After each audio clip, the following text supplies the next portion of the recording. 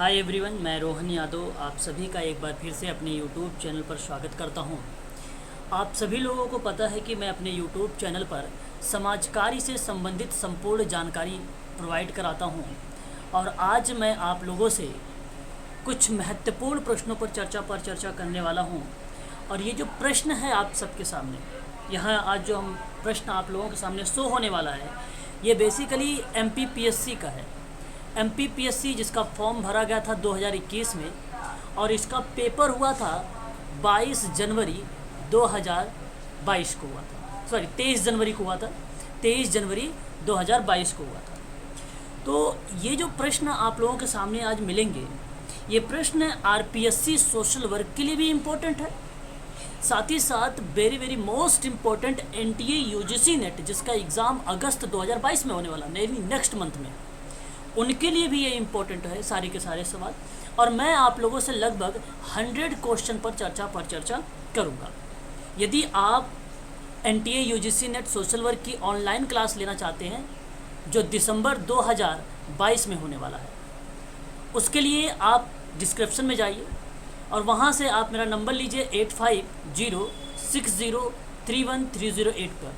आप मुझसे जो है व्हाट्सएप और कॉल के माध्यम से समाजकार्य के बारे में यानी NTA UGC नेट के बारे में पूरी जानकारी ले सकते हैं और ऑनलाइन क्लास के बारे में भी फुल डिटेल आपको वहाँ पे दी जाएगी।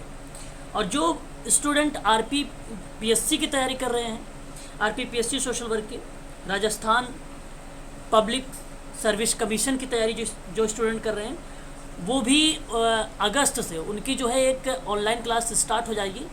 यदि वो भी ऑनलाइन क्लास लेना चाहते हैं तो वो भी मुझसे संपर्क कर सकते हैं। तो चलिए शुरुआत करते हैं। आज का जो हमारा है प्रश्न, देखिए इसमें बेसिकली अगर मैं आप लोगों से बात करूं, लगभग टोटल 150 क्वेश्चन है, ठीक है। और जो 50 क्वेश्चन पूछे गए थे वो मध्य प्रदेश से था, GS से था, GK से संबंधित था। तो मैं 50 क्वेश्चन को स्किप करूँगा क्योंकि मैं आप लोगों को केवल सोशल वर्क के बारे में पढ़ाता हूँ, है ना। तो शुरुआत करेंगे क्वेश्चन नंबर 51 से हम लोग। तो देख लीजिए आपके सामने क्वेश्चन नंबर 51 आ गया। यहाँ पे खंड बा है यानी सेक्शन B जो समाज कार्य का है और ये MPPSC का पेपर है, ठीक है। ध्यान से सभी लोग इसको सुनिएगा, नोट्स भी बनाते रहिएगा, ठीक है। तो क्वेश्चन नंबर अगर 51 की बात करें तो प्रश्न है डैश अधिकार अहस्तांतरणीय मौलिक अधिकार है जिसका एक व्यक्ति स्वाभाविक रूप से हकदार है। तो आपके सामने ये प्रश्न है और इसका सही जवाब अगर मैं आप लोगों से बात करूं यहाँ पे समाजकारी में 51 का, तो मानवाधिकार है। ऑप्शन नंबर आपका D करेक्ट माना जाएगा, ठीक है। तो जिसका एक व्यक्ति स्वाभाविक रूप से हकदार है वही मानवाधिकार है, ठीक है। यहाँ पे केवल अगर हम बात करें मानवाधिकार अहस्तांतरणीय मौलिक अधिकार है ना, ये बात तो सत्य है। और जिसका एक व्यक्ति स्वाभाविक रूप से हकदार है तो वो क्या है, मानवाधिकार ही है। तो ऑप्शन नंबर आपका D करेक्ट हो जाएगा क्वेश्चन नंबर 51 का। लगभग मैं आप लोगों से 100 क्वेश्चन पर चर्चा करूंगा आप लोगों से। क्वेश्चन नंबर 52 देखिए जरा। भारत के संविधान को अपनाने के साथ सन 1950 कल्याणकारी राज्य की अवधारणा को इसके डैश हिस्से के रूप में स्वीकार किया गया था। क्वेश्चन नंबर 52 का, तो राज्य के नीति निर्देशक सिद्धांत में यानी ऑप्शन नंबर आपका यहाँ पर B करेक्ट मान लिया जाएगा। बात करेंगे क्वेश्चन नंबर 53 के बारे में कि एकीकृत बाल विकास योजनाओं के प्रशिक्षण के लिए राष्ट्रीय स्तर पर किस अग्रणी प्रशिक्षण संस्थान की पहचान शीर्ष निकाय के रूप में की गई थी। क्वेश्चन नंबर हमारे सामने 53। तो ये बेसिकली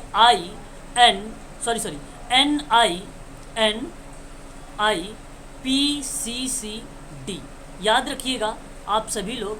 ये बेसिकली जो है एकीकृत बाल विकास योजना के प्रशिक्षण के लिए राष्ट्रीय स्तर पर अग्रणी प्रशिक्षण संस्थान की पहचान की गई थी। तो सबसे पहला या आप कह लीजिए सबसे आगे अगर निकल के आया है कोई इंस्टीट्यूट तो उसका नाम था NIPCCD के बारे में, ठीक है। इन सभी चीज़ों के बारे में डिटेल में चर्चा हम लोग करेंगे क्लास में। बात करते हैं क्वेश्चन नंबर 54 के बारे में कि केंद्रीय समाज कल्याण बोर्ड का संस्थापक अध्यक्ष कौन था, है ना। क्वेश्चन नंबर आपके सामने 54 है। तो doctor Durgabai Deshmukh, option number आपका यहाँ पे D करेक्ट हो जाएगा। क्वेश्चन नंबर 55, ये केंद्रीय समाज कल्याण बोर्ड के प्रमुख कार्य कौन से हैं, है ना। तो 55 के जो प्रमुख कार्य होगा वो बेसिकली कार्यों को बढ़ावा देना होगा, कामकाजी महिलाओं और अंधे व्यक्तियों, हॉस्टल छात्रावासों का अनुदान देना होगा, समाज कल्याण संस्थानों के ग्रामीण क्षेत्रों को बढ़ावा देना होगा। तो यानी ऑप्शन पहला भी है, दूसरा भी है, तीसरा भी है, तो इसलिए ऑप्शन नंबर डी देखेंगे तो प्रयुक्त तो सभी है। तो क्वेश्चन नंबर 55 का ऑप्शन नंबर डी वाला आपका सही हो जाएगा। बात करेंगे हम आगे क्वेश्चन नंबर जो है 56 के बारे में, स्ट्रीट्स वेडर्स, जिसको बेसिकली गली के बच्चे के नाम से भी जाना जाता है, protection of livelihood and regulations of street जो है वेंडिंग एक्ट आया था। तो अगर हम यहाँ पे बात करें कि ये एक्ट संचालित कब किया गया है 56 वाले का, तो 2014 इज़ द राइट आंसर हो जाएगा। एनटीए यूजीसी नेट के लिए जो स्टूडेंट तैयारी कर रहे हैं उनके लिए ये प्रश्न थोड़ा सा इंपॉर्टेंट हो सकता है, ध्यान रखेंगे ऐसे प्रश्नों को वो स्टूडेंट। तो इसका सही जवाब हो जाएगा ऑप्शन नंबर सी। बात करते हैं अगर हम लोग क्वेश्चन नंबर 57 के बारे में, कौन सा संगठन बेरोजगारी संबंधित आंकड़ों का एकत्रीकरण और प्रकाशन करता है। तो 57 आपके सामने है यहाँ पर, तो इसका सही जवाब हो जाएगा NSSO is the right answer. Option number आपका डी करेक्ट माना जाएगा। यहाँ पे जो संगठन बेरोजगारी संबंधी आंकड़ों का एकत्रीकरण करता है और प्रकाशन भी करता है उसका नाम है NSSO, ठीक है। तो इसका सही जवाब ऑप्शन नंबर आपका डी माना जाएगा। देखिए ये जितने भी प्रश्न मैं आप लोगों से बात कर रहा हूँ, ये प्रश्न लखनऊ चिकित्सा समाज कार्य के लिए इम्पोर्टेंट है, उत्तराखंड चिकित्सा समाज कार्य के लिए इम्पोर्टेंट है, मध्य प्रदेश लोक सेवा आयोग के लिए इम्पोर्टेंट है, राजस्थान लोक सेवा आयोग के लिए इम्पोर्टेंट है, यहाँ तक कि उत्तर प्रदेश लोक सेवा समाज कार्य के लिए भी ये इम्पोर्टेंट प्रश्न है सभी के सभी। और एनटीए यूजीसी नेट के अभी तो नेक्स्ट मंथ में उनका एग्जाम होने वाला है, तो उनके लिए काफ़ी इंपॉर्टेंट है ये सारे के सारे क्वेश्चन।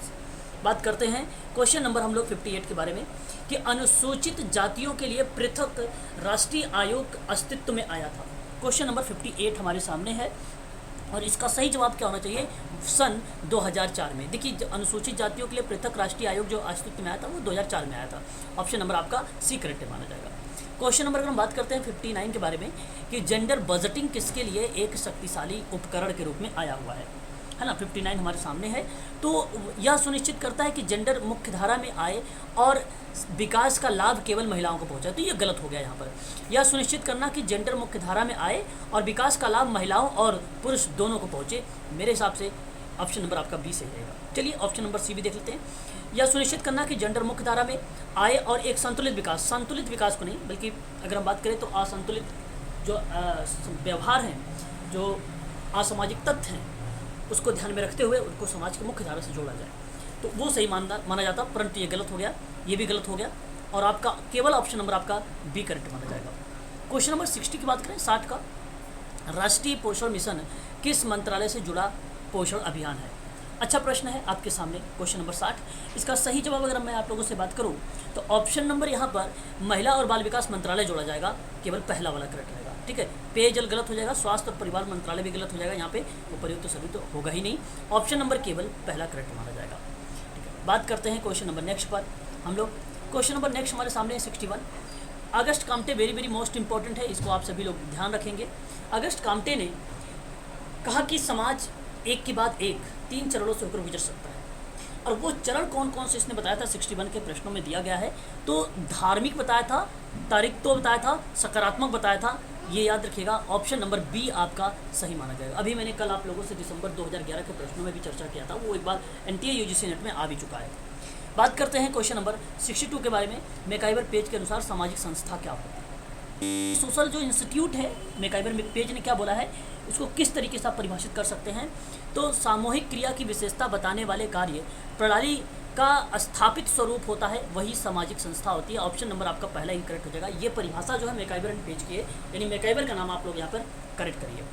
बात करते हैं क्वेश्चन नंबर 63 के बारे में, पैटर्न ऑफ कल्चर के बारे में। ये लेखक है रुथ बेनेडिक्ट के बारे में मैंने आप लोगों से एक बार जब प्रश्न यूजीसी की किताबों पर चर्चा कर रहा हूँ, वहाँ पे समाज कार्य में किसने कितनी किताबें दी है, कब कब दिया है, तो मैंने पैटर्न ऑफ कल्चर पे बता चुका हूँ, रुथ बेनेडिक्ट। ऑप्शन नंबर आपका पहला वाला यहाँ पे करेक्ट हो जाएगा।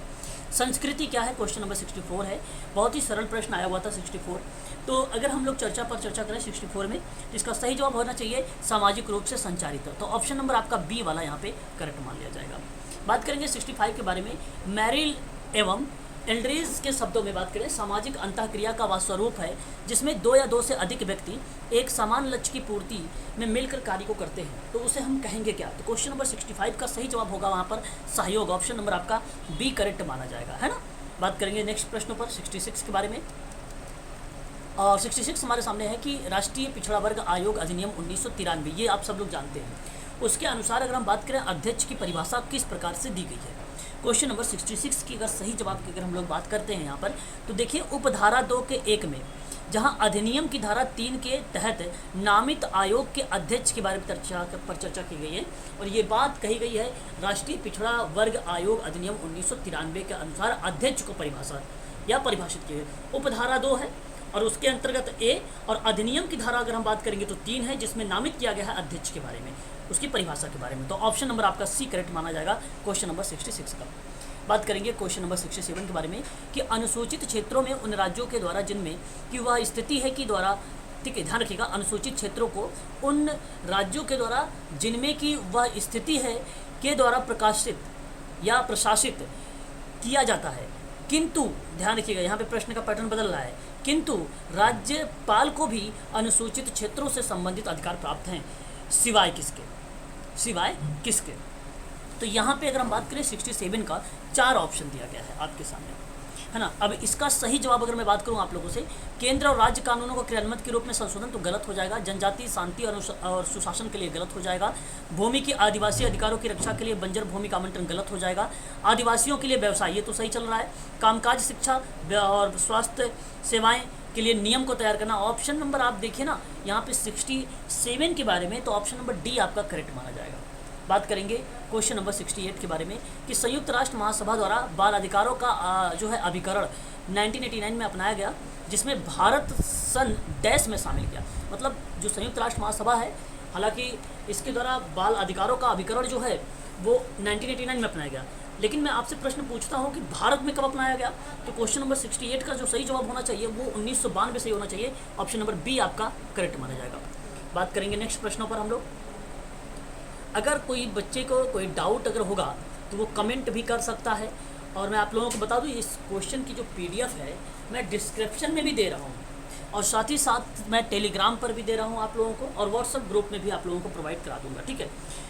चलिए क्वेश्चन नंबर हम बात करते हैं 69 के बारे में कि भारतीय संविधान के अनुच्छेद 45 के अनुसार राज्य के सभी बच्चों को डैश, देखिए ध्यान सुनिएगा, वर्ष की आयु पूर्ण होने के तक मुक्त और अनिवार्य शिक्षा प्राप्त करने की बात किया गया है 69 में।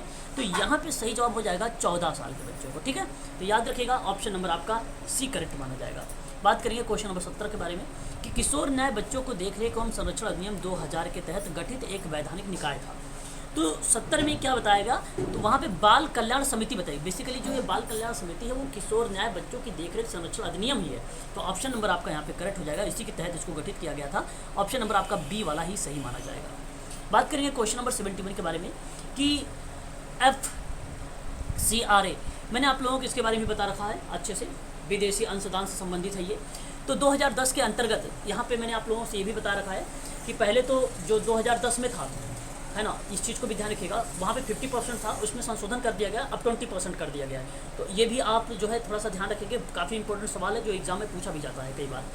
तो अगर हम बात करें योगदान का जो आशय है, ऐसा दान जो विदेशी स्रोत डैश से संबंधित है, तो मैं आपसे कहूँगा कि 71 का आप सभी लोग जो चुनाव करें, यहाँ पर डी का चुनाव करें, विदेशी और भारतीय कोई मुद्रा, ठीक है। ऑप्शन नंबर आप यहाँ पर डी वाला सही माना जाएगा। बात करेंगे 72 के बारे में, भारत में विदेशी सहायता द्वारा वित्त पोषित स्वयंसेवी संगठन जो कि FCRA, दूसरा प्रश्न उसी के संबंध में है, विदेशी अभिदाय जो है विनियमन या अधिनियम कहा जाता है, इसी के अंतर्गत आते हैं। तो भारत सरकार ने किस मंत्रालय से क्रियान्वित किया? देखिए तीसरा, मतलब आप लोगों के सामने 3 टाइप के प्रश्न इंपॉर्टेंट थे, 2 मैंने चर्चा कर दिए, एक मैंने आप लोगों को बताया है आपकी जो संशोधन का पार्ट था, ठीक है। तो 72 का जो सही जवाब यहाँ पे आप लगाएंगे वो गृह मंत्रालय लगाएंगे, ऑप्शन नंबर आपका बी सही रहेगा। बात करेंगे नेक्स्ट प्रश्नों पर हम लोग 73 के बारे में। तो 73 आपसे क्या बोलता है, स्वयंसेवी संगठनों को मिलने वाली विदेशी वित्त एवं सहायता को नियंत्रण या नियंत्रित करने के लिए विदेशी जो है अभिदाय विनिमय अधिनियम FCRA सर्वप्रथम किस वर्ष लागू किया गया? देखिए ये आपके सामने चौथा टाइप का प्रश्न आप लोगों के सामने देखने को मिल रहा है FCRA से। बहुत इंपॉर्टेंट सवाल है ये, यहाँ से प्रश्न आप लोगों को अगर आएंगे तो रिपीटेड हो सकते हैं FCRA के बारे में। तो ये सभी प्रश्नों को आप लोग ध्यान दे के जाइएगा एग्जाम में, ठीक है। तो 73 का अगर हम बात करें यहाँ पे प्रश्न का सही जवाब क्या होना चाहिए, तो 1976 होगा आपका ऑप्शन नंबर आपका बी करेक्ट माना जाएगा। क्वेश्चन नंबर हम 74 की बात करेंगे। संयुक्त राष्ट्र की 40वीं आम सभा 1985 में किस तिथि को स्वैच्छिक दिवस के रूप में इसको घोषित किया गया था? तो 74 का सही जवाब हो जाएगा 5 दिसंबर इज द राइट आंसर हो जाएगा ऑप्शन नंबर आपका यहाँ पे। स्वैच्छिक दिवस कब मनाया जाता है? 5 दिसंबर को मनाया जाता है। घोषित कब किया गया था संयुक्त राष्ट्र द्वारा? 1985 को 1985 को। बात करेंगे क्वेश्चन नंबर 75 के बारे में कि योजना आयोग द्वारा किस वर्ष में कल्याणकारी कार्यक्रमों के लिए प्रशासनिक मशीनरी पर एक कार्यकारी दल की स्थापना की गई थी? क्वेश्चन नंबर आपके सामने 75 का है और मैं आपसे बताऊंगा 1968 इज द राइट आंसर हो जाएगा ऑप्शन नंबर बी, यानी 1968 आपका सही माना जाएगा 75 वाले का। बात करेंगे क्वेश्चन नंबर 76 के बारे में कि निम्न में से कौन सा प्रथम राज्य है जिसने माता पिता और वरिष्ठ नागरिकों का रखरखाव और कल्याण अधिनियम जो है 2007 को लागू किया है? तो क्वेश्चन नंबर जो 76 है आपका यहाँ पे सही जवाब होगा ऑप्शन नंबर आपका पहला, Rajasthan is the right answer होगा। बात करेंगे क्वेश्चन नंबर 77 के बारे में कि किस दिन देश भर में एक साथ राष्ट्रीय लोक अदालत का आयोजन कर एक दिन में 28.26 लाख मुद्दों का निपटारा किया गया था? तो क्वेश्चन नंबर 77 का सही जवाब होगा 23 नवंबर 2012 को। यह एक ऐसा प्रश्न है यूनिक जो आप सबके एग्जाम में मिल सकता है कि एक दिन में राष्ट्रीय लोक अदालत में अगर हम बात करें 28.26 यानी 2 और 6 लाख मुकदमे को निपटारा किया गया। वह दिन कौन सा था? 2012 का था और 23 नवंबर था। याद रखिएगा ऑप्शन नंबर आपका बी वाला सही माना जाएगा। क्वेश्चन नंबर बात करेंगे 78 के बारे में, किस धारा के तहत न्यायालय घरेलू हिंसा से पीड़ित मालवा जो है घरेलू हिंसा से पीड़ित महिला हेतु प्रतिकार आदेश प्रदान करता है? इस चीज़ को भी आप लोग ध्यान रखिएगा। 78 का सही जवाब हो जाएगा धारा 22 is the right answer, option number A correct हो जाएगा धारा 22। बात करेंगे नेक्स्ट प्रश्नों पर हम लोग आगे बढ़ेंगे और क्वेश्चन नंबर 79 है, बाल विवाह निषेध अधिनियम जो है 1929 में दंड का प्रावधान है, ठीक है। तो 79 का सही जवाब क्या होना चाहिए? 3 माह का कारावास और 1000 रुपये का दंड। तो इसलिए 79 का पहला वाला ही ऑप्शन करेक्ट मिल गया आपको और यही सही माना जाएगा। बात करेंगे क्वेश्चन नंबर 80 यानी 80 के बारे में, किस दिन को आधिकारिक तौर पर संयुक्त राष्ट्र विश्व बुजुर्ग दुर्व्यवहार जागरूकता दिवस के तौर पर मान्यता प्रदान किया है? काफ़ी इंपॉर्टेंट सवाल है ये, यूजीसी के बच्चे ध्यान दें इस पर, ठीक है। तो क्वेश्चन नंबर 80 की अगर हम लोग बात करते हैं यहाँ पे तो वो 15 जून है आपका करेक्ट जवाब, जहाँ पे संयुक्त राष्ट्र विश्व बुजुर्ग दुर्व्यवहार जागरूकता का दिवस के तौर पर मनाया जाता है 15 जून को, ठीक है। याद रखिएगा, ठीक है, याद रखिएगा, इंपॉर्टेंट सवाल था। क्वेश्चन नंबर 81 की बात करेंगे हम लोग, प्रधानमंत्री जन आरोग्य योजना की शुरुआत कब हुई? ये भी प्रश्न इंपॉर्टेंट है यूजीसी के बच्चों के लिए। और अगर हम बात करें 81 के बारे में तो 81 का सही जवाब होगा आपका रांची। तो प्रधानमंत्री जन आरोग्य योजना जो शुरुआत हुई थी 23 सितंबर 2018 को रांची से स्टार्ट हुआ था, ऑप्शन नंबर आपका बी करेक्ट माना जाएगा 81 का। बात करेंगे क्वेश्चन नंबर 82 के बारे में कि किस पंचवर्षीय योजना में दिव्यांगता प्रभाग को एक अलग विभाग के रूप में परिवर्तित कर दिया गया? क्वेश्चन नंबर आपके सामने 82, इसका सही जवाब 11वीं पंचवर्षीय योजना, ऑप्शन नंबर डी करेक्ट माना जाएगा क्वेश्चन नंबर 82 का, ठीक है। बात करेंगे हम लोग आगे 83 के बारे में कि PMAYU के बारे में, व्यक्तियों की आवश्यकताओं के अनुरूप दृष्टिकोण अपनाता है और इस दृष्टिकोण को डैश कहा जाता है, बेसिकली उसे बोला जाता है कैफेटेरिया दृष्टिकोण is the right answer, option number D correct माना जाएगा आप लोगों का। बात करिए क्वेश्चन नंबर 84 के बारे में। देखिए इसमें से बहुत सारे ऐसे प्रश्न हैं जो मैं आप लोगों से चर्चा कर चुका हूँ। कुछ प्रश्न पे कुछ पॉइंट्स रह गए हैं तो आप कमेंट कर सकते हो अगर आपको डिटेल जानकारी चाहिए, या तो फिर आप लोग जो है टेलीग्राम पर ज्वाइन हो जाइए, वहाँ पर मैं आप लोगों को इसकी वीडियो का लिंक भी देता रहूँगा और जब भी कोई नोट्स वगैरह लगेगा इंपॉर्टेंट है तो मैं आप लोगों को वहाँ पर प्रोवाइड भी करा दूँगा। क्वेश्चन नंबर का बात करते हैं 84 के बारे में, निम्नलिखित में से कौन श्रम और रोजगार मंत्रालय की संशोधित एकीकृत आवास योजना है? RIH 2016 का लाभ देने के लिए समान स्थितियों में जो है पात्र है, समान कंडीशन में वो जो है प्राप्त है। क्वेश्चन नंबर 84 हमारे सामने है और इसका सही जवाब होगा श्रम कल्याण संगठन के अंतर्गत पंजीकरण कार्यकर्ता, ऑप्शन नंबर आपका पहला वाला ही करेक्ट जवाब हो जाएगा। क्वेश्चन नंबर 85 की बात करेंगे अगर हम लोग, प्रधानमंत्री आवास योजना शहरी को लेकर काफ़ी इंपॉर्टेंट सवाल है। इसी के अंतर्गत BLC लाभार्थियों के नेतृत्व में व्यक्तिगत घर निर्माण या वृद्धि योजना के बारे में निम्नलिखित में से कथनों पर आप विचार करें और योग्य पर्याप्त को आप चुनाव करें। तो आप यहाँ पे देखिए पहले पॉइंट क्या करा है, EWS में क्या कहा गया कि श्रेणियों से संबंधित व्यक्तिगत पात्र परिवारों को या तो नए घर का निर्माण करने या मौजूदा घरों को स्वयं बढ़ाने के लिए सहायता का प्रावधान किया गया है। तो 85 में आप यहाँ पर क्या इसका जवाब देना चाहेंगे? मैं आपसे कहूँगा कि यह स्टेटमेंट आप सबके लिए ध्यान दीजिएगा, आप सभी लोग, question number 85 very very most important है और ये स्टेटमेंट आपका सही है।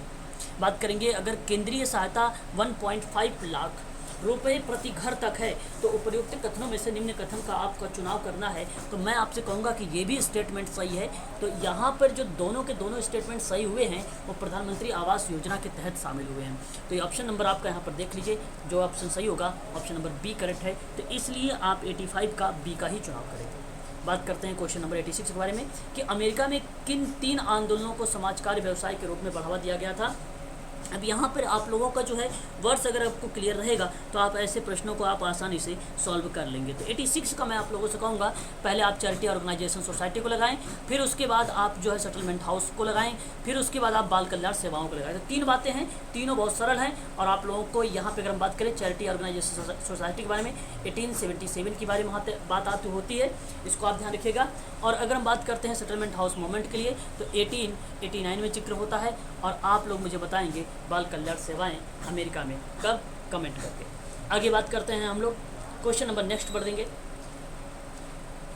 क्वेश्चन नंबर 87 की बात करेंगे हम लोग कि भारत में समाज कार्य के लिए पहला अल्पकालिक प्रशिक्षण किसके द्वारा आयोजित किया गया था। क्वेश्चन नंबर 87 का सही जवाब क्या होगा? Sir Dorabji Tata graduate school of social work Bombay में, आप सबको पता होगा दादा जहांगीर रतन भोय ने किया है। और आप लोग कमेंट करेंगे इसके प्रथम निदेशक कौन थे। तो क्वेश्चन नंबर 87 का ऑप्शन नंबर डी आपका सही माना जाएगा। बात करेंगे क्वेश्चन नंबर 88 के बारे में कि IFSW एवं IASSW द्वारा 2014 में स्वीकृति समाजकार्य को परिभाषा सम्मिलित की गई थी। क्वेश्चन नंबर 88 हमारे सामने आ चुका है। तो एक बात बता दूं आपको, पहला पॉइंट कहता है कि समाज कार्य और सामाजिक परिवर्तन विकास को बढ़ावा देता है, ये बात सत्य है। आपको पहले अकॉर्डिंग की बात करें IFSW के बारे में मैंने आप लोगों को बता चुका हूँ इसकी स्थापना कब हुई है। फिर उसके बाद अगर हम बात करते हैं IASSW के बारे में, इनके बारे में भी चर्चा मैं आप लोगों से कर चुका हूँ संस्थाएँ, तो इनके अंतर्गत पहली बात ये सत्य है। दूसरी बात करते हैं सामाजिक न्याय, मानवाधिकार और सामूहिक उत्तरदायित्व जो है सामाजिक कार्य का केंद्र में है, और ये भी आपका सही हो जाएगा। ठीक है, तो दोनों स्टेटमेंट सही है, इसलिए ऑप्शन आपका पहला करेक्ट हो जाएगा 88 का। बात करेंगे क्वेश्चन नंबर नेक्स्ट में कि इनमें से कौन भारत का प्रथम सामाजिक सुधार का आंदोलन है। 89 आपके सामने है, 89 आपका सामने है और ये ब्रह्म समाज है, इज राइट आंसर। ठीक है, और आपको बता दो 1828 में, ठीक है, 1828 में, कहीं कहीं आपको 1829 मिलता है। ठीक है, लेकिन वहाँ पे सती प्रथा को रिलेट कराता है। बात करेंगे आगे क्वेश्चन नंबर 90 के बारे में, सामाजिक कार्य के किस सिद्धांत में व्यक्ति की गरिमा और मूल्य के महत्व को अभिव्यक्त किया गया है। क्वेश्चन नंबर 90 आपके सामने है। तो ये आत्मनिर्णय का सिद्धांत को किया गया है, ऑप्शन नंबर पहला आपका करेक्ट हो जाएगा। बात करेंगे क्वेश्चन नंबर 91 के बारे में, भारत की नई शिक्षा नीति 2020 में किस शिक्षा नीति के अधूरे काम पूरे करने का प्रयास किया गया है। तो अच्छा, क्यों पूछा गया शिक्षा नीति 2020 के बारे में अगर मैं बात करूँ आप लोगों से, क्योंकि दूसरा राज्य है मध्य प्रदेश, पहला कर्नाटक है, तो वहाँ पे लागू है। ठीक है, तो क्वेश्चन नंबर 91 के बारे में अगर मैं आप लोगों से बात करता हूँ तो यहाँ पे राष्ट्रीय नीति जो राष्ट्रीय शिक्षा नीति संशोधन है 1992-86 का, तो ऑप्शन नंबर आपका करेक्ट हो जाएगा यहाँ पर डी वाला। आगे बात करते हैं 92 के बारे में, अस्पृश्यता के विरोध में जनमत तैयार करने के लिए महात्मा गांधी ने किस साप्ताहिक समाचार पत्र की शुरुआत किया था। क्वेश्चन नंबर 92 आपके सामने है, यहाँ पे हरिजन इज द राइट आंसर हो जाएगा, ऑप्शन नंबर बी। बात करेंगे क्वेश्चन नंबर 93 के बारे में, 5 जनवरी 1987 यानी 1987 को किसकी अध्यक्षता में स्वरोजगारी महिलाओं पर राष्ट्रीय समिति स्थापित हुई थी। तो 93 का सही जवाब क्या होना चाहिए, option number C, Shrimati Ela R Bhatt is the right answer हो जाएगा, ऑप्शन नंबर सी। बात करेंगे क्वेश्चन नंबर 94 के बारे में, सुप्रीम कोर्ट ने 21 अक्टूबर 1994 में बलात्कार के मामले में मार्गदर्शन की घोषणा की थी। तो सुप्रीम कोर्ट ने 21 अक्टूबर 1994 को बलात्कार के मामले में किस तरीके से मार्गदर्शन किया था, क्वेश्चन नंबर 94 आपसे बता रहा है, और ये कह रहा है कि केस की सुनवाई आदि में गोपनीयता का ध्यान रखा जाए, ऑप्शन नंबर सी पर बात कर रहा है। बात करेंगे क्वेश्चन नंबर 95 के बारे में कि अंतर्राष्ट्रीय महिला दिवस प्रतिवर्ष किस तारीख को मनाया जाता है। क्वेश्चन नंबर 95 का बहुत ही सरल प्रश्न है, ऑप्शन नंबर बी 8 मार्च को। बात करेंगे क्वेश्चन नंबर 96 के बारे में कि हिंदू विवाह अधिनियम 1955 के तहत लड़के और लड़कियों की जो विवाह है उसकी आयु क्रमशः निर्धारित किया गया था। तो ये 1955 के अकॉर्डिंग भी बात किया गया है, आप लोगों को पता भी होना चाहिए थोड़ा सा उसके बारे में भी, शारदा एक्ट के बारे में भी। तो शारदा एक्ट को एक प्रकार से मॉडिफाई है ये, ठीक है। तो मैं आप लोगों से कहूँगा कि 96 का अगर आप लोग जवाब देना चाहते हैं तो इसका जवाब दीजिएगा पहला 18 से 15 वर्ष, ठीक है। क्वेश्चन नंबर 96 का सही जवाब ए होगा। ध्यान रखिएगा 1955 के तहत ये बात कही गई है, ठीक है, क्रमशः ये निर्धारित की गई है। तो ऑप्शन नंबर पहला करेक्ट हो जाएगा, ना कि आप लोग सोचिएगा कि 18 और 21, बी गलत जवाब हो जाएगा, है ना। बात करते हैं आगे क्वेश्चन नंबर 97 के बारे में। कौन सी धारा के तहत अनुसूचित जनजातियों हेतु सरकारी अधिकारियों के स्थान सुरक्षित हैं। 97 आपके सामने। तो यहाँ पे जो सही जवाब होगा आपका 97 का, उसका बेसिकली सही ऑप्शन अगर हम बात करें तो धारा 16(4) तथा एवं 335 के अंतर्गत जो है बताई गई है अनुसूचित जनजाति हेतु सरकारी नौकरियों के स्थान को सुरक्षित करने के लिए। ऑप्शन नंबर आपका पहला करेक्ट हो जाएगा। 98 की बात करेंगे, किस धारा के तहत अस्पृश्यता को पूर्णतः प्रतिबंधित किया गया है। 98 आपके सामने और ये कहता है आपका धारा 17। याद रखेंगे सभी लोग, क्वेश्चन नंबर 98 का सी करेक्ट माना जाएगा।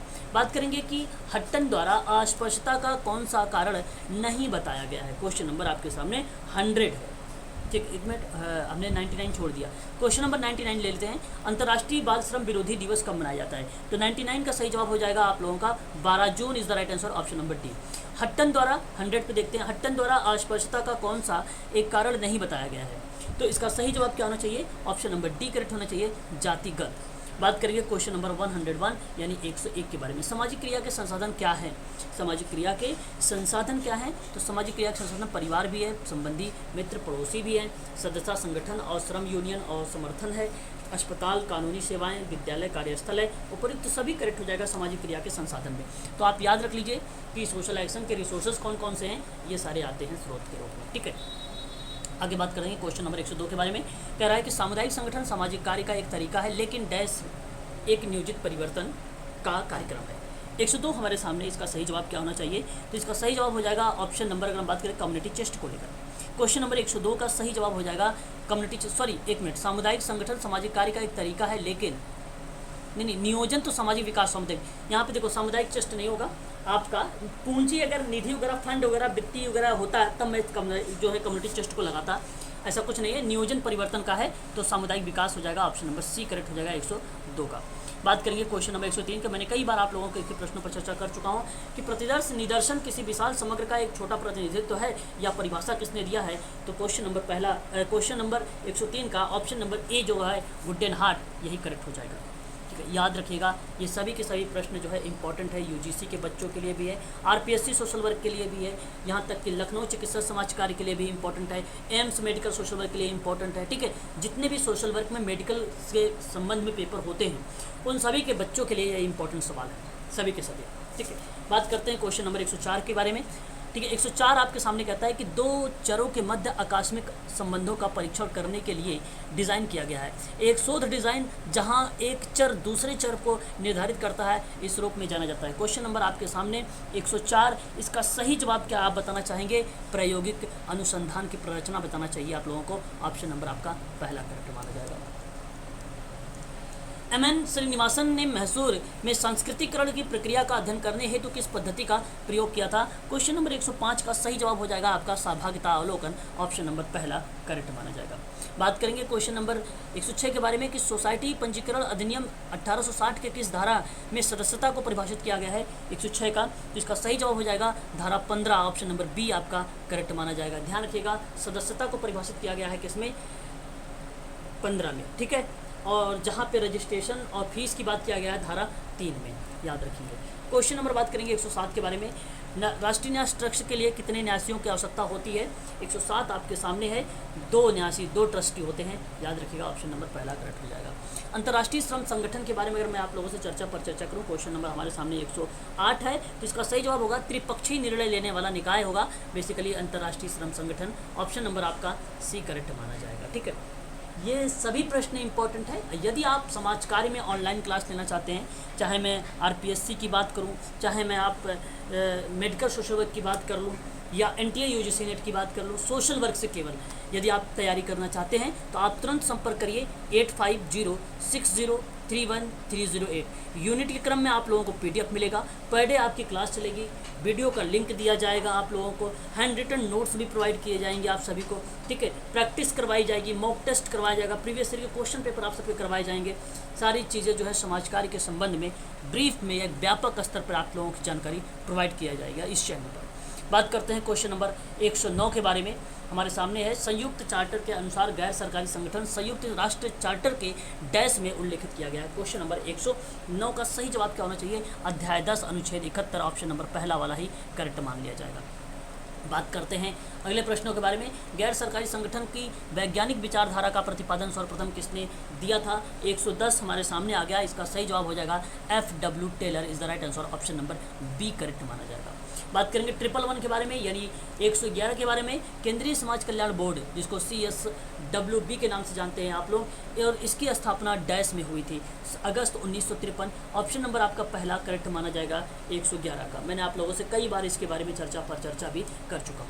बात करते हैं क्वेश्चन नंबर 112 के बारे में। 112 हमारे सामने है यहाँ पर, और ये आपसे कह रहा है कि पेशेवर सेवा, वैज्ञानिक ज्ञान, मानवीय संबंधों में कौशल के आधार पर जो सामाजिक और व्यक्तिगत संतुष्टि और स्वतंत्रता प्राप्त करने के लिए अकेले या समूह में व्यक्तियों की सहायता करना है, किसके समाज कार्य को परिभाषित किया? बेसिकली ये बात अगर वाल्टर एंड्रियास फ्रेडलैंडर की बात अगर मैं करूँ आप लोगों से, मैंने कई बार आप लोगों से बताया है कि समाज कार्य एक कला और विज्ञान दोनों है, जहाँ मैंने रिलेट भी करवाया था वैज्ञानिक ढंग के मानवीय संबंधों को। तो ऑप्शन नंबर आपका सही हो जाएगा बी वाला, वाल्टर एंड्रियास फ्रेडलैंडर, ठीक है। ऑप्शन नंबर बी करेक्ट माना जाएगा, W फ्रेडलैंडर 1955 में।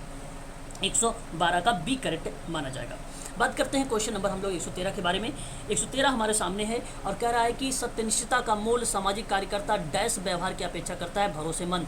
तो मैं आपको बता दूं, क्वेश्चन नंबर 113 का ऑप्शन नंबर जो डी है ये करेक्ट माना जाएगा। क्वेश्चन नंबर 114 है कि भारत में NAPSWI की स्थापना कब हुई थी? मैंने आप लोगों को इसके बारे में पढ़ा चुका हूँ। 114 का ऑप्शन नंबर बी करेक्ट हो जाएगा 2005। बात करते हैं नेक्स्ट प्रश्नों के बारे में हम लोग कि सुंदरलाल बहुगुणा डैश से जुड़े हुए हैं, ठीक है। सुंदरलाल बहुगुणा डैश से जुड़े हुए हैं। 115 हमारे सामने है। इसका सही जवाब क्या आप बताना चाहेंगे? चिपको आंदोलन से। राज्य मानवाधिकार आयोग का गठन में शामिल कौन कौन से हैं? 116 हमारे सामने है, और 116 का सही जवाब क्या होना चाहिए ये आप लोग बताएंगे। तो एक अध्यक्ष जो किसी उच्च न्यायालय का मुख्य न्यायाधीश रहा हो, ये आपका सही हो जाएगा। और एक सदस्य जो किसी उच्च न्यायालय के न्यायाधीश हो रहा हो, ये भी आपका सही है या रहा है, ये भी आपका करंट स्टेटमेंट है, करेक्ट है। और एक सदस्य जो उस राज्य में जिला न्यायाधीश है या रहा हो, ये भी आपका करेक्ट है। और मानवाधिकार के संबंधित मामलों का ज्ञान और व्यवहारिक अनुभव रखने वाला व्यक्तियों में से एक सदस्य की नियुक्ति किया जाए, ये बेसिकली गलत हो जाएगा। राज्य मानवाधिकार आयोग का गठन में शामिल किए गए हैं कौन कौन से? उच्च न्यायालय का मुख्य न्यायाधीश, उच्च न्यायालय का न्यायाधीश है या रहा है, और अगर हम बात करते हैं सदस्य ऐसा हो जो राज्य के में जिला न्यायाधीश रहा है, तो वो भी बेसिकली राज्य मानवाधिकार आयोग का गठन में शामिल रहेगा। तो ऑप्शन नंबर आप देख लीजिए यहाँ पर 1 2 3 जहाँ पे है, ऑप्शन नंबर पहला है, इसलिए आपका पहला ही करेक्ट माना जाएगा। बात करते हैं question number next. Question number 17 हमारे सामने है कि कह रहा है कि भारत के राष्ट्रपति, ध्यान से सुनिएगा आप सभी लोग, क्वेश्चन नंबर 117 है, इस समय बहुत चर्चित में रहा है ये एक्टिविटी। तो भारत के राष्ट्रपति भारत के राष्ट्रीय मानवाधिकार आयोग के अध्यक्ष और अन्य सदस्यों की नियुक्ति निम्नलिखित में से सिफारिशों पर या उसके आधार पर की गई है। तो भारत के उपराष्ट्रपति तो आप काट दीजिए, ठीक है। और अगर मैं आप लोगों से बात करूं यहाँ पर, तो भारत का प्रधानमंत्री, लोकसभा अध्यक्ष, भारत के गृह मंत्री, और अगर हम बात करते हैं लोकसभा और राज्यसभा का विपक्ष के नेता, और राज्यसभा के सभापति, उपसभापति। तो आपको बता दूं यहाँ पे जो मैं अभी आप लोगों से चर्चा किया हूँ कि भारत के राष्ट्रपति भारत के राष्ट्रीय मानवाधिकार के आयोग के अध्यक्ष और अन्य सदस्यों की नियुक्ति किस तरीके की सिफारिश के आधार पर करेंगे, तो ये जो पहले को छोड़ दीजिए उपराष्ट्रपति को, बाकी सभी को शामिल कर लीजिए, वही ऑप्शन शामिल हो जाएगा। तो पहला जहाँ पे ना हो, 2 3 4 5 और 6 ऑप्शन नंबर डी में है, केवल पहला छोड़ दीजिए आप, ठीक है। ऑप्शन आपका ऑटोमेटिक सही हो जाएगा डी वाला। बात करिए नेक्स्ट प्रश्न पर। क्वेश्चन नंबर 118 हमारे सामने आ चुका है इस समय, और 118 हमारे सामने कह रहा है कि राष्ट्रीय महिला अधिकार राष्ट्रीय महिला आयोग के कार्यों को शामिल करिए, सिवाय वह कौन सा कार्य है जो उसके सिवाय में शामिल किया गया है क्वेश्चन नंबर 118 में। तो महिलाओं के लिए प्रदान किए गए सुरक्षा उपाय से संबंधित सभी मामलों का अन्वेषण, खोज और परीक्षण करना। गलत जवाब, कार्य में शामिल है सिवाय, तो ये तो शामिल है लेकिन सिवाय पूछा है, इसलिए सिवाय। बात करेंगे परिवार और सामाजिक भलाई के संबंधित कानूनों के तहत पीड़ितों की सुविधा और सहायता प्रदान करना, सिवाय यही है। तो मैं आपको बताऊं क्वेश्चन नंबर 118 का ऑप्शन नंबर बी यही करेक्ट माना जाएगा, बाकी सारे के सारे देखेंगे तो आपको मिल जाएगा करेक्ट जवाब। क्वेश्चन नंबर 119 का हमारे सामने 119 है, और मैं अगर बात करूं राष्ट्रीय महिला आयोग के पास एक मुकदमे की सुनवाई करने वाले दीवानी न्यायालय की डैश शक्तियाँ होंगी। तो मैं आपसे कहूँगा कि हलफनामा का साक्ष्य प्राप्त हो, ये तो होना चाहिए। फिर किसी न्यायालय और कार्यालय में किसी सार्वजनिक रिकॉर्डों या उसकी प्रति की मांग होनी चाहिए। फिर मैं आपसे कहूँगा कि गवाह और दस्तावेज की परीक्षा के लिए कमीशन जारी होना चाहिए। फिर कहूँगा कि भारत के किसी भी भाग में किसी व्यक्ति के समन भेजना, हाजिर कराना या शपथ पर उसकी परीक्षा करना, ये भी शामिल होगा। तो मैं कहूँगा कि राष्ट्रीय महिला आयोग के पास मुकदमे की सुनवाई करने के लिए दीवानी न्यायालय के पास ये चारों के चारों ऑप्शन शक्तियाँ शामिल होगी। तो ये चारों शक्तियाँ हैं, इसलिए ऑप्शन नंबर आपका डी वाला करेक्ट माना जाएगा। क्वेश्चन नंबर 120 की बात करेंगे। भारतीय संविधान के डैश के तहत अनुसूचित जाति और अनुसूचित जनजाति के लिए राष्ट्रीय आयोग की स्थापना की गई है, और वो किस अनुच्छेद के अंतर्गत की गई है? क्वेश्चन नंबर 120 का सही जवाब अनुच्छेद 338, ऑप्शन नंबर आपका डी सी आपका करेक्ट माना जाएगा। तो याद रखिएगा आप सभी लोग, ये काफ़ी इंपॉर्टेंट सवाल है यूजीसी के बच्चों के लिए, ठीक है, याद रखेंगे इस प्रश्न को। बात करेंगे अगले प्रश्न पर।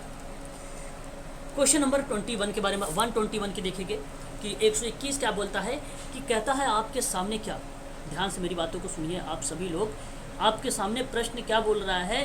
कह रहा है कि ऐसी परिस्थिति जो एक शिशु जन्म के साथ प्राप्त करता है और वह व्यक्ति बिना किसी अपने प्रयास से प्राप्त कर लेता है, उसे कहा जाता है क्या? 121 का सही जवाब होगा प्रदत्त परिस्थिति कही जाती है। मैंने आप लोगों को पढ़ा रखा है प्रदत्त परिस्थिति किसे कहेंगे और अर्जित परिस्थिति किसे कहेंगे, इन सभी चीज़ों के बारे में बता रखा है। तो क्वेश्चन नंबर 121 का सही जवाब यहाँ पे जो मिल रहा है ऑप्शन नंबर ए आपको मिल रहा है, करेक्ट जवाब 121 का ए। क्वेश्चन नंबर 122, पुस्तक पॉलिटिक्स ऑफ द फैमिली के लेखक कौन है? आर.डी. लाइंग है, ऑप्शन नंबर आपका बी करेक्ट माना जाएगा 122 में।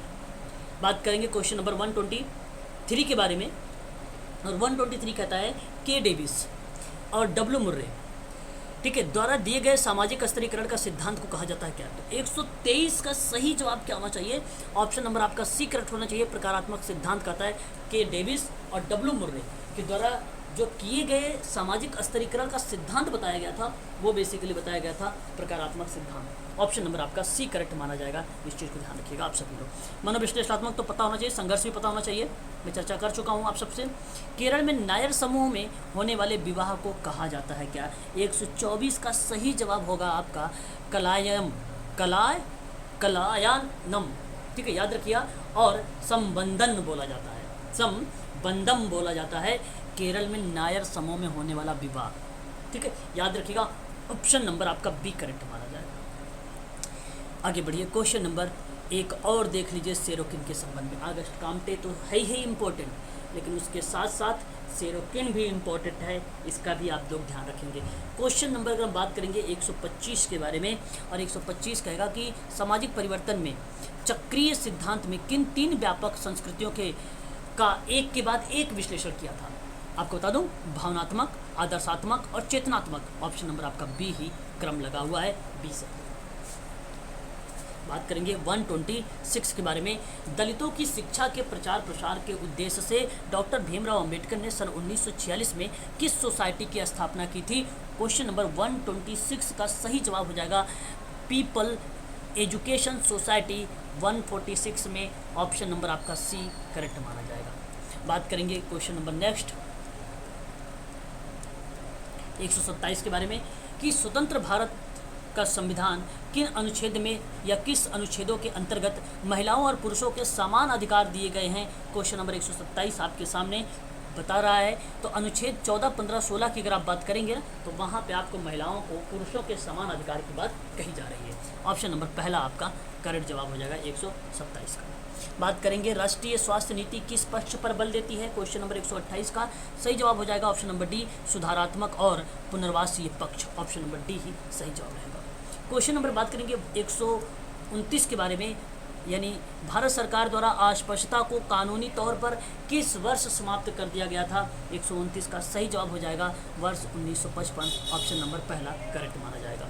बात करेंगे क्वेश्चन नंबर 130 के बारे में कि भारतीय संविधान की कौन सी धारा के अंतर्गत मानव व्यापार, बेगार और जबरदस्ती श्रम के अन्य सभी रूपों की जो है मानवी या मनाई गई है? तो मेरा कहने का मतलब यह है कि मानव व्यापार, बेगार और जबरदस्ती श्रम के अन्य सभी रूपों में या सभी रूपों की मनाई गई है। तो क्या भारतीय संविधान के अंतर्गत वो धारा बताइए कौन सी है? तो क्वेश्चन नंबर 130 का सही जवाब धारा 23 है। ऑप्शन नंबर 23, ठीक है, 23, धारा 23। बात करें रियल इस्टेट, ठीक है, क्षेत्र में विनियमन का और प्रचार को सुनिश्चित करने और घर खरीदारों के हितों की रक्षा करने हेतु परिवर्तनकारी कानून कौन सा है? क्वेश्चन नंबर 131 का सही जवाब आपके सामने क्या होना चाहिए? 131 का ऑप्शन नंबर बी, हृदय योजना इज द राइट आंसर होना चाहिए। हृदय योजना इज द राइट आंसर होना चाहिए, ठीक है। क्वेश्चन नंबर 131 का, एक मिनट, अगर हम बात कर रहे हैं यहाँ पे 130 के बारे में, 130 में जहाँ पे बात की जा रही है, हाँ, धारा 23 हो जाएगा। और रियल इस्टेट की बात कर हम लोग कर रहे हैं, तो हृदय योजना मत कहिए, हृदय योजना गलत हो जाएगा, रेरा योजना हो जाएगा आपका। ऑप्शन नंबर आपका डी करेक्ट हो जाएगा, जहाँ पे रियल इस्टेट क्षेत्रों में विनियमन और प्रचार को सुनिश्चित करना और एक खरीदारों के हितों की रक्षा हेतु परिवर्तन कानून बनाया गया, वो रेरा था, तो रेरा कानून था। ऑप्शन नंबर डी आपका सही रहेगा यहाँ पर, ऑप्शन नंबर डी करेक्ट माना जाएगा। क्वेश्चन नंबर 132 के बारे में, निम्नलिखित में से कौन सी समिति भारत में गरीबी के आकलन से संबंधित रही है? क्वेश्चन नंबर 132 है, मैंने आपको इसके बारे में भी पढ़ा रखा था। और यहाँ पे सुरेश तेंदुलकर समिति is the right answer, option number B correct माना जाएगा। क्वेश्चन आगे बढ़ेंगे हम लोग, और हमारे सामने आ गया 133, बधुआ मजदूरी उन्मूलन अधिनियम कब पारित किया गया? तो 133 का सही जवाब 1976 is the right answer, option number C. बात करेंगे 134 के बारे में, निम्नलिखित में से मौलिक अधिकारों की किस श्रेणी में अस्पृश्यता उन्मूलन शामिल किया गया है? क्वेश्चन नंबर 134 है, इसका सही जवाब हो जाएगा समता का अधिकार में शामिल किया गया है अस्पृश्यता को। 14 से 18 तक है, और अस्पृश्यता का जो उन्मूलन है वो 17 आर्टिकल है। बात करेंगे 135 के बारे में, एक तरफ लक्ष्य है, दूसरी तरफ लक्ष्य का क्रमांक दिया गया है ना, आपको मैच करना है 135 वाले का। तो मैं आपसे बात करूं, जो आपका लक्ष्य 1 होगा, आप ध्यान से सुनते जाइए मेरी बातों को, लक्ष्य जो आपके सामने 1 होगा वो मैच किसको करेगा? मैच किसको करेगा? कोई निर्धन ना रहे, नो पॉवर्टी। लक्ष्य की बात करें 2 में, नो हैंगर की बात करेगा, नो हैंगर की बात करेगा। अब बात आई गुणवत्ता शिक्षा के लेकर और अच्छा स्वास्थ्य को लेकर, अच्छा स्वास्थ्य को लेकर और अच्छा गुणवत्ता के लेकर बात कर रहा है। तो मैं आप लोगों से कहूँगा कि अच्छी जो यहाँ पे बात की जा रही है, अच्छा स्वास्थ्य और भलाई की बात की जा रही है, उसको आप लोग मैच करिए लक्ष्य 3 से, और गुणवत्तापूर्ण शिक्षा की लक्ष्य से मैच करिए लक्ष्य 4 से। ज़रा आप मैच करिए, पहले का ऑप्शन में 3 होना चाहिए, 3 है, दूसरे में 4 होना चाहिए, तीसरे में 1 होना चाहिए, और चौथे में 2 होना चाहिए। ऑप्शन नंबर आपका बी वाला करेक्ट हो गया आपका, कहाँ पे? 135 का। 136 देख लीजिए, समाज कार्य शोध के प्रमुख क्षेत्र कौन से हैं?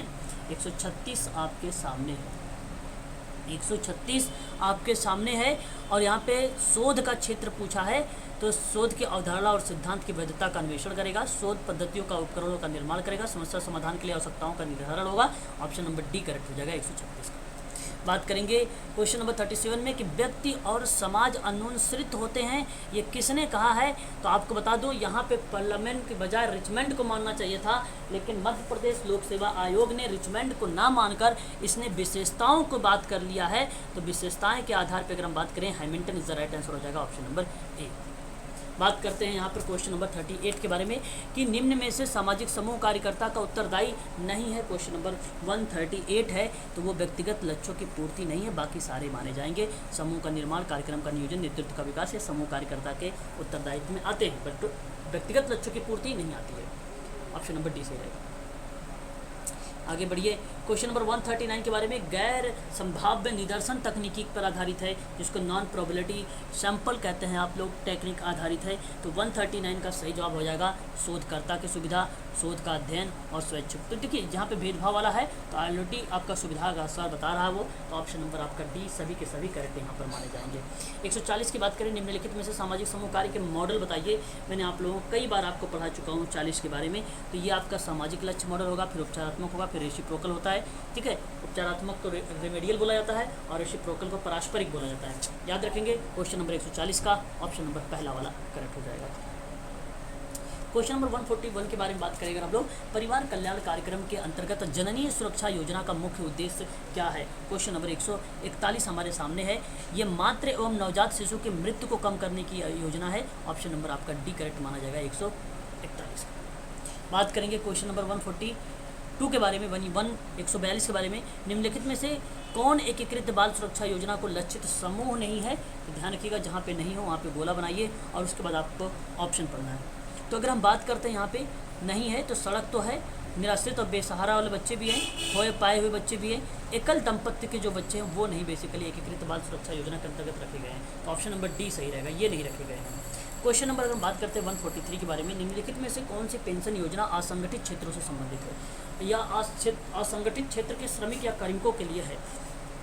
143 का सही जवाब हो जाएगा प्रधानमंत्री श्रम योगी मानधन योजना जो है ये बेसिकली असंगठित क्षेत्र के श्रमिकों के लिए ये पेंशन योजना है। ऑप्शन नंबर आपका सी वाला करेक्ट हो जाएगा 143 का।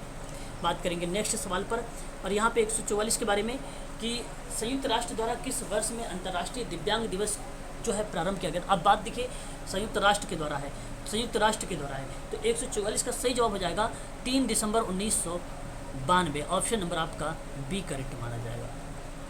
बात करेंगे 145 के बारे में कि आयुष्मान भारत योजना के अंतर्गत लाभार्थियों के लिए कितने का बीमा किया जाता है, कितने का बीमा किया जाता है। 145 है हमारे सामने प्रश्न, इसका सही जवाब क्या होना चाहिए आपका 5 लाख। ऑप्शन नंबर आपका सी करेक्ट माना जाएगा। केंद्रीय समाज कल्याण बोर्ड की स्थापना किस वर्ष की गई थी, ये तीसरा प्रश्न था MPPSC में, मध्य प्रदेश जो दुर्गाबाई देशमुख के अकॉर्डिंग था। चौथा प्रश्न है ये आपके सामने, है ना। तो जरा इसका जवाब मुझे बताइए 146 का सही जवाब क्या होना चाहिए। ऑप्शन नंबर बी करेक्ट होना चाहिए 1953 में। क्वेश्चन नंबर 147 भारतीय संविधान के कौन से भाग में राज्य के नीति निर्देशक सिद्धांत को शामिल किया गया है। क्वेश्चन नंबर 147 का सही जवाब हो जाएगा भाग 4। ठीक है, देखिए क्वेश्चन नंबर 148 देखिए भारत के प्रथम प्रमुख समाज कार्य संस्था की स्थापना किस वर्ष की हुई है। तो 148 का सही जवाब हो जाएगा 1936 में किया गया था प्रथम समाज कार्य की संस्था। ठीक है, यदि आप NTA UGC net social work की क्लास लेना चाहते हैं या RPSC का लेना चाहते हैं या आप लोगों को लखनऊ चिकित्सा समाज कार्य के लेना चाहते हैं या आप नोट्स समाज कार्य का लेना चाहते हैं तो उसके लिए आप मुझसे संपर्क कर सकते हैं 8506031308 के बारे में। ठीक है, और इस नंबर पे आप मुझे कॉल भी कर सकते हो और व्हाट्सएप के माध्यम से भी जानकारी प्राप्त कर सकते हो। क्वेश्चन नंबर बात करते हैं 149 के बारे में कि सामाजिक प्रशासन सामाजिक सेवाओं के विकास, संरचना एवं अभ्यास का अध्ययन कथन किसके द्वारा दिया गया है। क्वेश्चन नंबर 149 के बारे में हम बात करें तो DV डेनिसन द्वारा दिया गया। बहुत इंपॉर्टेंट सवाल है ये, इसको आप लोग ध्यान रखिएगा सभी लोग।